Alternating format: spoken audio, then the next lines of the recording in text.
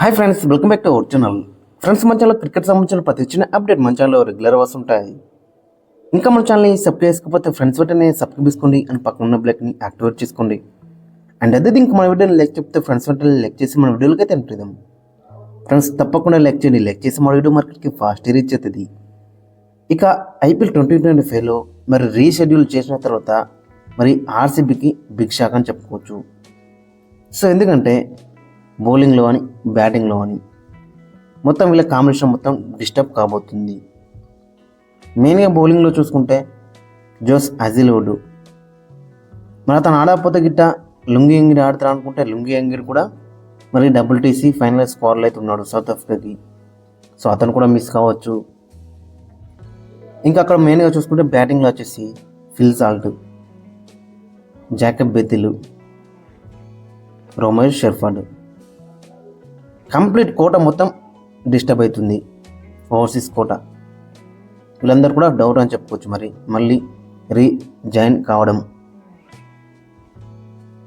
So మొత్తం combination మొత్తం disturb అవుతుందని చెప్పుకోవచ్చు. వీళ్ళు ప్రస్తుతం చూసుకుంటే చాలా కంఫర్టబుల్ ప్లేస్లో అయితే ఉన్నారు. 11 మ్యాచ్లో 8 గెలిచిళ్ళు, 3 అయితే ఓడిపోయిళ్ళు. 16 పాయింట్లు అయితే ఉన్నాయి వీళ్ళ దగ్గర ప్రస్తుతానికి. నెట్ రన్ రేట్ కూడా పాజిటివ్ అవుతుంది, ప్లస్ 0.482.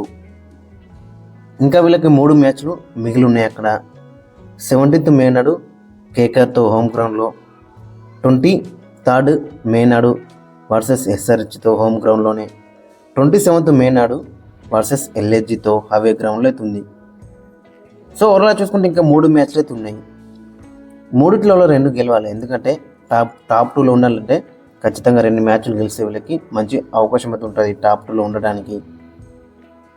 బట్ ఓవరాల్ కాంబినేషన్ చూసుకుంటే మొత్తం డిస్టర్బ్ అయిందని చెప్పుకోవచ్చు. ఇంకా అఫీషియల్గా ఏ ఒక్క ప్లేయర్ కూడా నేను రీజైన్ కానని చెప్పలేడు. బట్ వాళ్ళ కంట్రీ యొక్క షెడ్యూల్ చూసుకుంటే మరి వాళ్ళు మిస్ అయ్యే ఛాన్స్ కూడా మనకి కనబడుతుంది. ఇంగ్లాండ్ వర్సెస్ వెస్టిండీస్ 29th నుంచి అయితే స్టార్ట్ కాబోతుంది ODI సిరీస్. బట్ ఇక్కడ వీళ్ళకి పాజిటివ్ ఏంటంటే ODI సిరీస్లో ఫిల్ సాల్ట్ అయితే లేడు. బట్ ఫిల్ సాల్ట్కి ఇంజ్యూర్ అయింది. గత 2 మ్యాచ్లు కూడా మిస్ అయింది మనం చూసినాం కదా. సో మరి ఫిల్ సాల్ట్ ఎంతవరకు రికవర్ అయిండు, మరి ఆర్సీబీ మ్యాచెస్ ఆడాడు అనేది కూడా ఇంట్రెస్టింగ్ కనబడుతుంది. ఇక తర్వాత జాకబ్ బెతిల్ ODI స్కోర్లో ఉన్నాడు, T20 స్కోర్లో అయితే ఉన్నాడు. ఇక తర్వాత అక్కడ మెయిన్గా చూసుకుంటే బౌలింగ్లో జోస్ అజిల్వుడ్ ఆల్రెడీ ఇతనికి ఇంజ్యూర్ అయింది.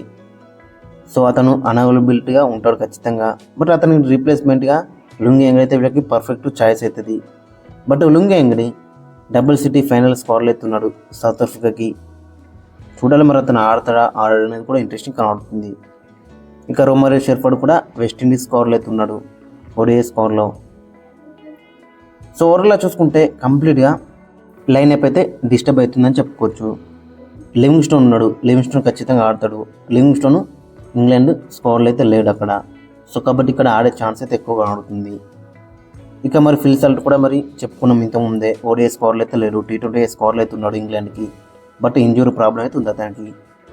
సో ఓవరాల్గా చూసుకుంటే చాలా ప్రాబ్లమ్స్ అయితే కనబడుతున్నాయి. బట్ ఓవరాల్గా చూసుకుంటే మన ఇండియన్ ప్లేయర్స్ కూడా వీళ్ళకైతే చాలా బెటర్ రాణిస్తున్నారు. మెయిన్గా విరాట్ కోహ్లీ. రజత్ పతిదార్ కొంచెం ఫామ్లో లేడు కానీ అతను కూడా మంచిగా రన్స్ అయితే స్కోర్ చేసింది ఇనిషియల్గా చూసుకుంటే. ఇక తర్వాత చూసుకుంటే అక్కడ మరి దేవదత్ పడిక్కల్ లేడు, అతని ప్లేస్లో మయాంక్ అగర్వాల్ వచ్చిండు. సో అతను ఏ విధంగా రాణిస్తున్నాడు ఇంట్రెస్టింగ్ కనబడుతుంది. ఇంకా డౌన్ ది ఆర్డర్ అక్కడ కునాల్ పాండ్యా కూడా మంచిగా రాణిస్తున్నాడు. టీమ్ డేవిడ్ కూడా యాజ్ యూజువల్గా ఉంటాడు. ఇంకా బౌలింగ్లో భువి ఎస్ఐఎల్ మంచిగా రాణిస్తున్నాడు. స్పిన్ బౌలింగ్లో కృణాల్ శ్రేయస్ మంచిగా రాణిస్తున్నారు. ఇక ఫైనల్గా వీళ్ళ ప్లేయింగ్లో ఒకసారి మనం చూసుకుంటే అక్కడ విరాట్ కోహ్లీ ఫిల్ సాల్ట్ ఓపెనింగ్లో బరిలోకి దిగుతాడు. మయాంక్ అగర్వాల్, రజత్ పతిదార్, నెంబర్ 5లో జితేష్ శర్మ, 6లో లైమ్ లివింగ్స్టోన్, 7లో టీమ్ డేవిడ్, 8లో కృణాల్ పాండ్యా, 9లో భువనేశ్వర్ కుమార్, 10లో నువాన్ తుషారా, 11లో S Dayal, impact player Shreyas Sharma. ఇక్కడ ఫిల్ సాల్ట్ ఇంజూరీ ఉంది అతనికి.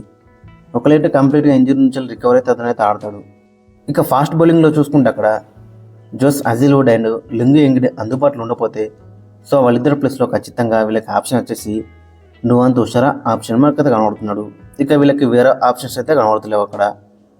నువాన్ తుషారా కూడా మంచి బౌలరే, స్లింగ్ యాక్షన్ ఉంటుంది. మరి ఏ విధంగా రాణిస్తున్నాడో ఇంట్రెస్టింగ్ కనబడుతుంది. ఇక తర్వాత అక్కడ మనం చూసుకుంటే లివింగ్స్టోన్ ఖచ్చితంగా ఆడతాడు రొమేరియో షెర్ఫర్డ్ ప్లేస్లో. ఒకవేళ రొమేరియో షెర్ఫర్డ్ గిట్ట అందుబాటులో లేకపోతే మాత్రం స్ట్రేట్ అవే లైమ్ లివింగ్స్టోన్ అయితే ప్లేయింగ్ లెవెన్లోకి అయితే వస్తాడు. ఇనిషియల్ ఆడిండు, చాలా అంటే డిసప్పాయింట్ చేసిండు. సో మళ్ళీ చూడాలి మరి ఏ విధంగా రన్స్ అనేది ఇంట్రెస్టింగ్ కనబడుతుంది.